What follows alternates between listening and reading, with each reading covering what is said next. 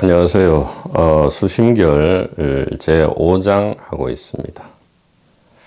그래서 아는 이는 이를 불성이라 하거니와 모르는 이는 이를 영혼이라 합니다. 그렇죠. 아는 사람은, 그러니까 한마디 말에 믿음과 이해가 일어난 사람은 이것이 의식인 줄 알지만, 모르는 사람은 이것을 영혼이라 한다, 이제 그런 뜻이죠. 그래서 여기 문답이 나오는데, 귀종화상과 어떤 선입의 문답 중에 질문한 선입이 도노하는 그러한 사례입니다. 이것은 이제 귀종화상이 제1구 방편으로 지금 직지인심을 하고 있죠. 질문이 이겁니다. 어떤 것이 부처입니까? 이랬습니다. 3000년 전에 인도에 살아셨던 고타마 시타르타를 이야기하는 게 아니죠. 깨달음이 뭡니까? 이렇게 질문하는 겁니다. 그랬더니 귀종이 이 분위기를 띄웠죠. 내가 진실을 말해주지만, 줄 수는 있지만 그대가 믿지 않을까 걱정이다, 이렇게 분위기 조성을 하고요. 했더니 이제 그 스님이 마음의 준비가 됐을 때 바로 그대다, 이렇게 했습니다. 여시다, 이렇게 했어요. 그대다, 그대가 바로 부처다 했는데, 이제 대부분의 이 일구 방편을 쓰면 사람들이 오해를 합니다. 뭐로 오해를 하냐 하면, 그대가 부처다 하면 이 개인, 즉 셀프를 가리키는 줄 알죠. 대표적으로는 하나의 몸을 지칭해서 그 몸이 부처다, 이렇게 하고, 너는 그 몸이다, 이런 식으로 우리가 이해를 하지만, 여기서 말하는 네가 바로 부처다 할 때 너는 몸을 가리키는 것이 아니고 바로 이 한마음, 이 의식을 가리키는 거죠. 그런데 여기서 끝나지가 않았죠. 중이 다시 물었어요. 어떻게 보임하오리까? 이 말은 그 답변을 제가 알겠는데, 그러면 그 부처인 나를 어떻게 잘 보호하고 유지할 수 있겠습니까? 이렇게 물었습니다. 이 질문은 두 가지로 아마 우리가 추측할 수 있겠어요. 뭐냐 하면, 그대가 부처다 할 때 이 스님, 질문하는 스님은 최소한 그 몸을 가리킨다, 즉 자기의 몸을 가리킨다라고는 이해하지 않았을 겁니다. 바로 이 마음을 가리킨다고 이해했는데, 오히려 질문자가 귀종화상을 한 번 더 테스트도 하고요. 또 그 답변을 다시 한번 확인하는 의미에서 일부러 좀 어리석은 질문을 했다고도 볼 수 있습니다. 만약에 몸이 부처라면 몸은 생멸하죠. 그리고 뭔가를 얻거나 잃어야 합니다. 몸은 조그맣게 한정되어 있기 때문에 나머지 객관 세계에서 나타나는 것들을 얻거나 잃게 됩니다. 그러나 이 객관 세계 전체, 몸을 포함해서 객관 세계 전체를 포괄하고 있는 이 의식, 이 한마음에 대해서 믿음과 이해가 일어났다면 이것을 다시 지키고 무슨 유지할 게 없죠. 이것은 개인의 몸이 지키거나 유지할 그런 것이 아니죠. 오히려 이 하나의 의식 안에서 몸이 생멸하고 있는 것이다. 그렇다면 어떻게 보임하오리까? 이 의식을 어떻게 보호할 거예요? 그렇지 않죠. 이것은 우리와 상관없이, 즉 개인들과는 아무 상관없이 이 불생불멸로 영원 무궁토록 지금 이 자리에 있는 겁니다.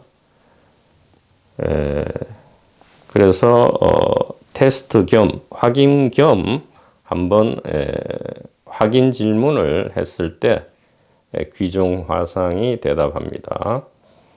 눈병이 걸리면 흑운꽃이 어지러이 떨어지느니라. 이 말은 이제 눈에 병이 나면 없는 환상이 보인다 이 말이죠. 즉 올바른 견해, 정견을 갖추지 않으면 모든 진리의 말이 전부 쓰레기에 불과하게 된다 그런 뜻입니다.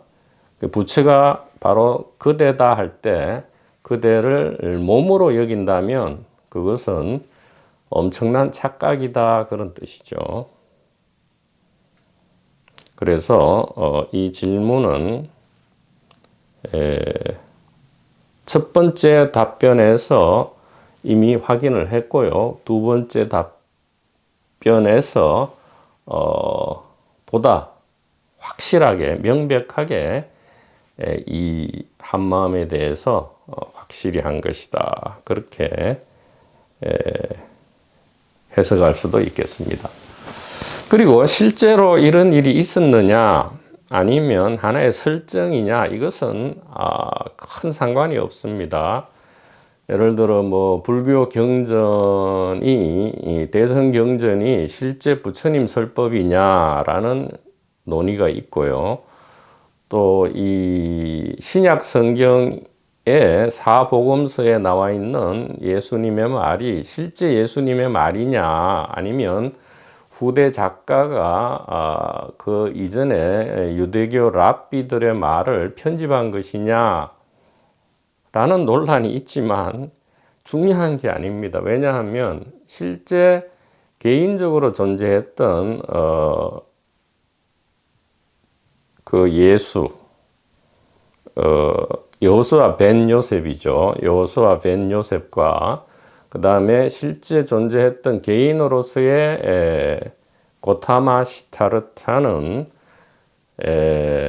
이 우리들의 이 깨달음, 즉 부처와 그리스도를 논할 때는 큰 의미가 없다 이 말이에요. 물론 그분들이 이 중요한 매듭을 짓기는 했지만 그분들로 연결되어서 수많은 그리스도와 붓다가 탄생했기 때문에 그 모든 말씀들은 모두 진실된 말이고요. 여기에서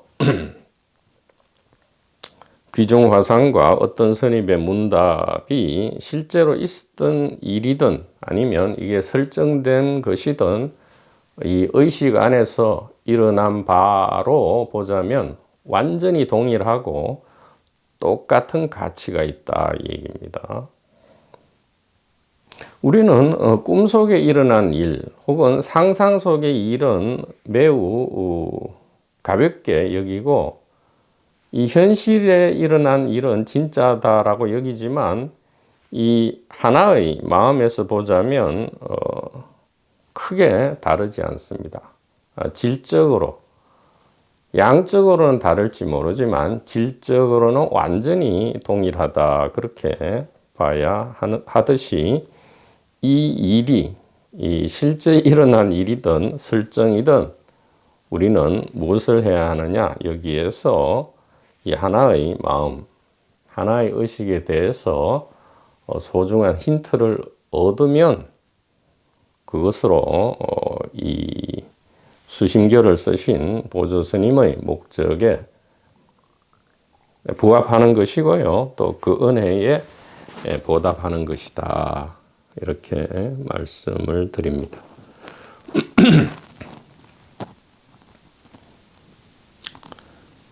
자, 그래서 위와 같이 옛 어른들의 도에 드신 인연이 명백하고도 간편하여 힘들기에 알맞으니 이 공안을 인하여 믿음과 이해가 생기면 당장에 옛 성인과 손을 맞잡고 거닐게 되리라. 여기도 믿음과 이해가 바로 나오네요. 이 공안을 인하여.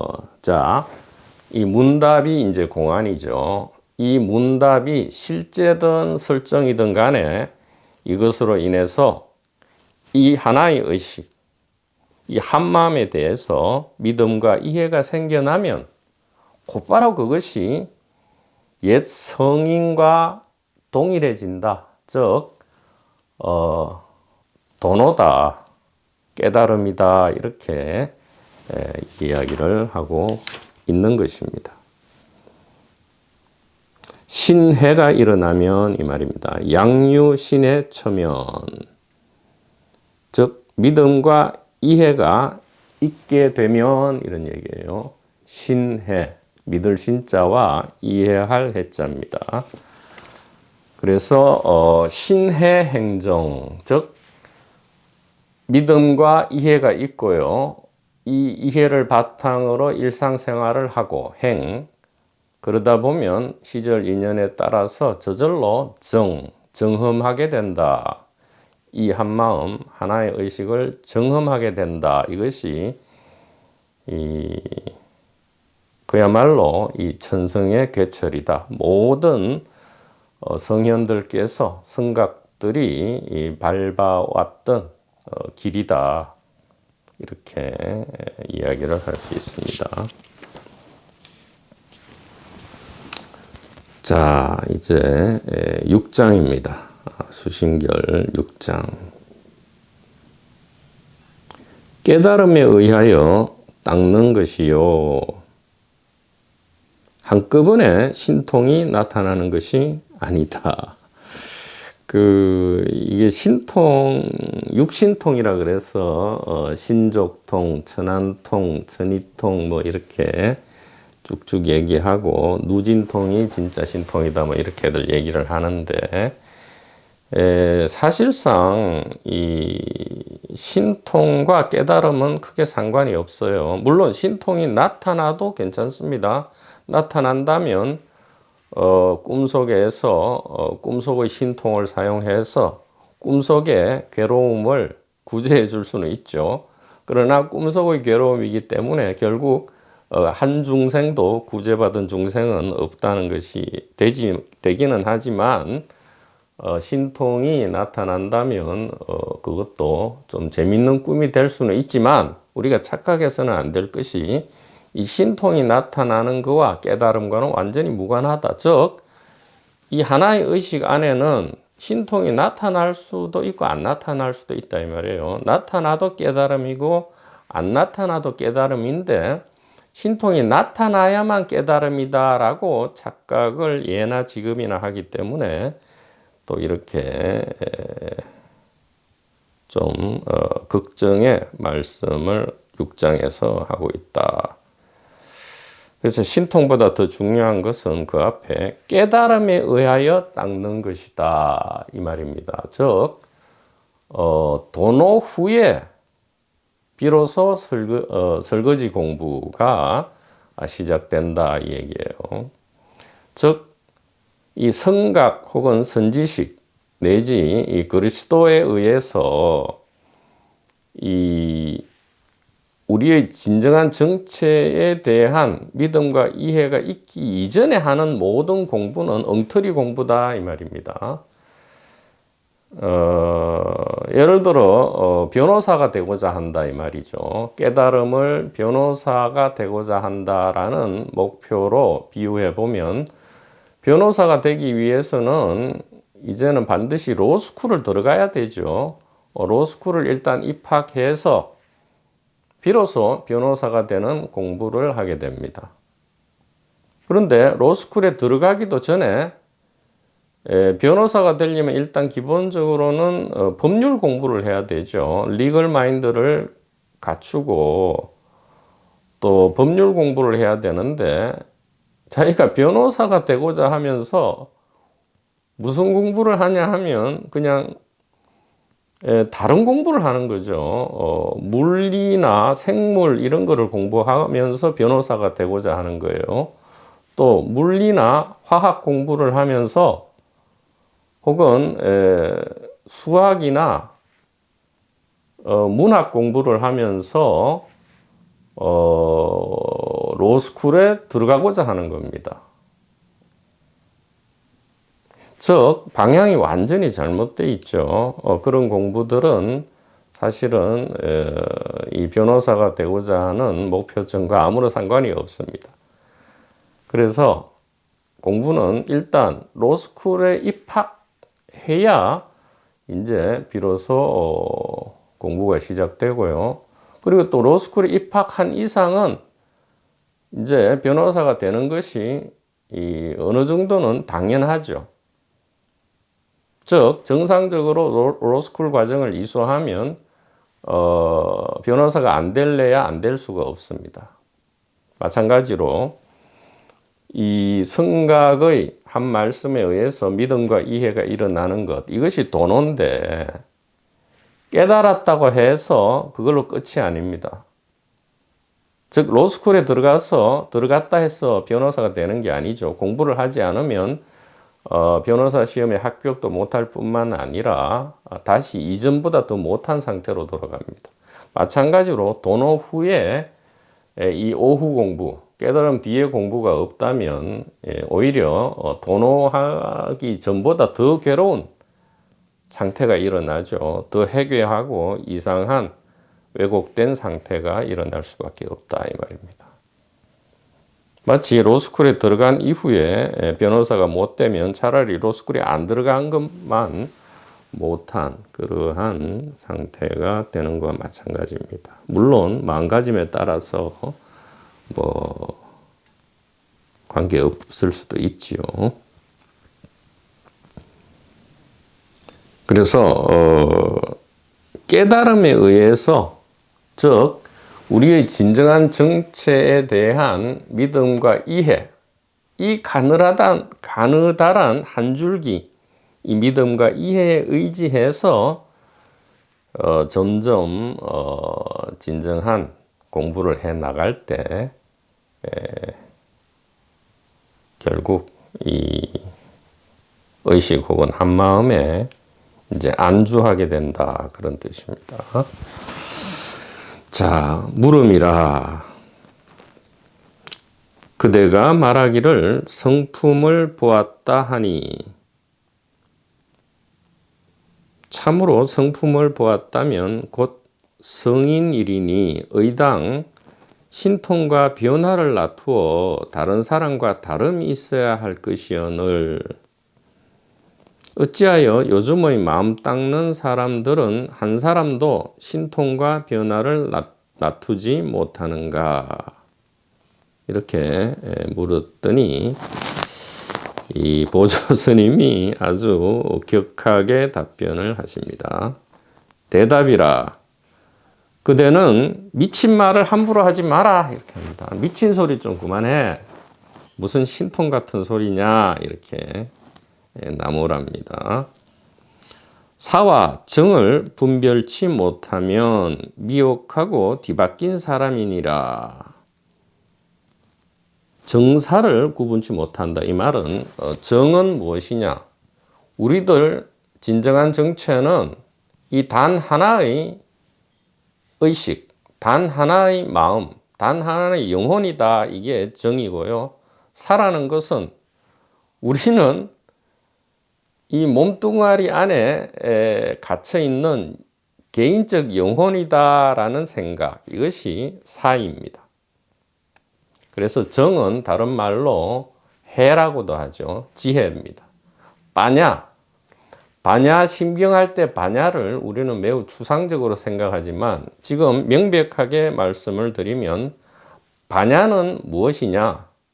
인류가 지구에 출현한 이후에 반야는 딱 이 한 가지입니다.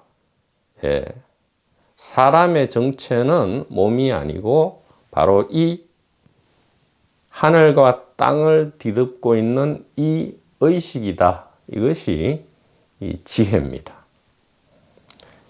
그래서 사와 정을 분별치 못하면, 그렇죠. 자기가 로스쿨에 들어가려고 하면서 로스쿨에 들어갈 수 있는 공부를 하지 않고 엉뚱한 공부를 한다 이 얘기죠. 분별치 못하면 미혹하고 뒤바뀐 사람이니라.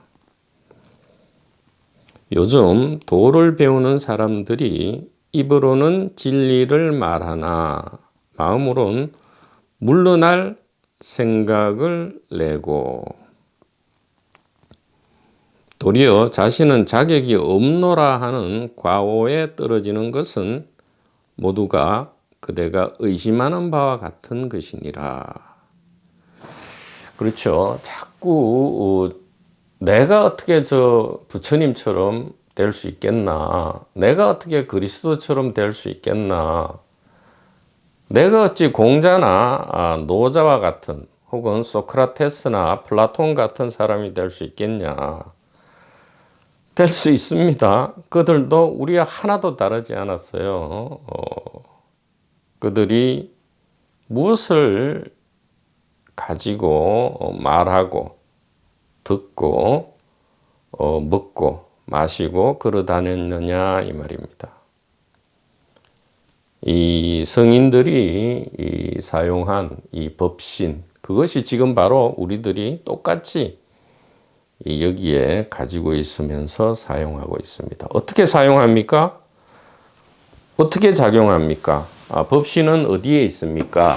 이 얘기죠. 여기에 컵이 있습니다. 라고 할 때 컵만 있는 게 아니고 컵의식과 컵을 봄이 같이 있죠. 즉 컵의식인 법신과 컵을 봄이라는 이 보신이 이 컵이라는 화신과 삼위일체로서 똑같이 있다 이 말이에요. 무엇이 성부입니까? 이것입니다 이 말이죠. 바로 이것입니다. 무엇이 성령입니까? 이렇게 걸어가는 거죠. 이것이 이 성령입니다. 이렇게 이것이 성령이죠. 무엇이 이 성자입니까? 여기 컵이 있네요. 여기 내 몸이 느껴집니다. 이것이 성자입니다. 우리가 돈과 권력을 아무리 추구하고 또 실제로 획득한들 결국 우리가 하는 것은 이렇습니다.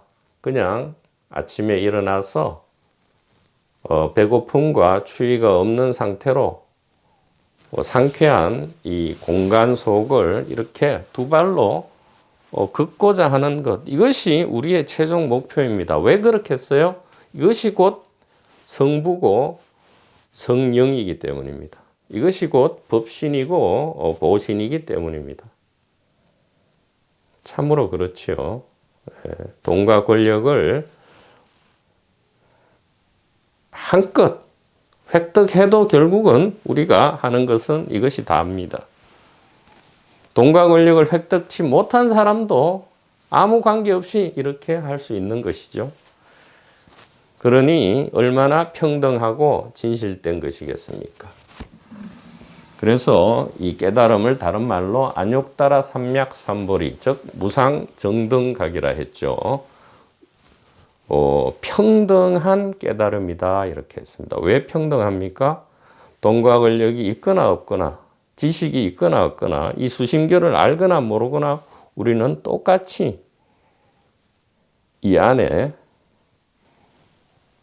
영원토록 있기 때문입니다.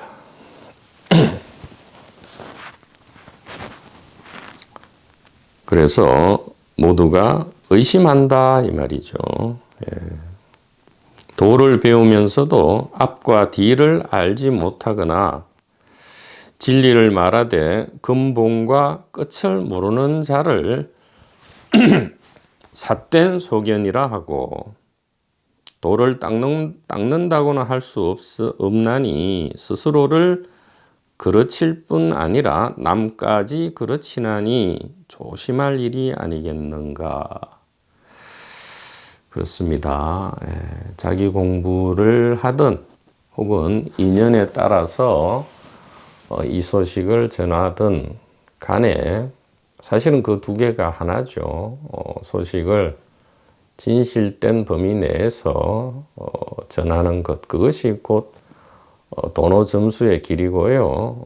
이것은 매우 어떤 면에서는 신중하고 조용하게 해야 한다. 그런 말이 되겠습니다.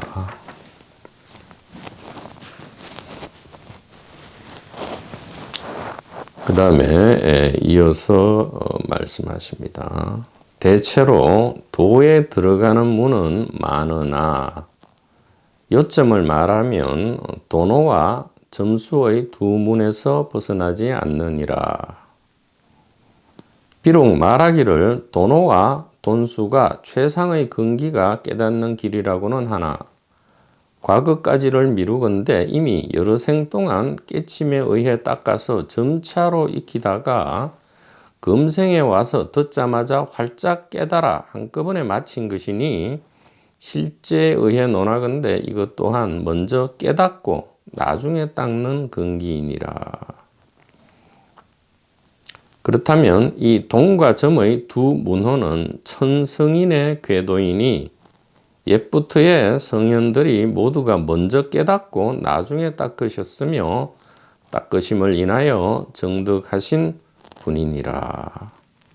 그 신통과 변화라 함은 깨달음에 의하여 닦아서 점점 훈습함으로써 나타나는 것이라.